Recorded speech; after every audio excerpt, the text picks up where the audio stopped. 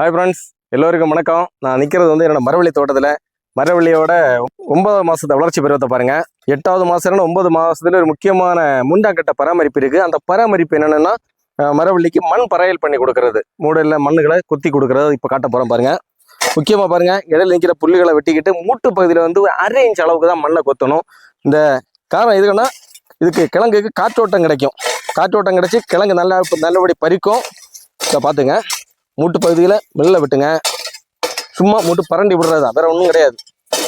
ஏன்னா இது கிழங்கு நம்ம பிடுங்கும்போது நல்லா ஈஸியாக பிடுங்கி வந்துடும். அதுக்காக இந்த மாதிரி பண்ணி கொஞ்சம் மண் வேணால் மூட்டு பற்றி கொஞ்சம் மண்ணை போடுங்க, பிரச்சனை இல்லை.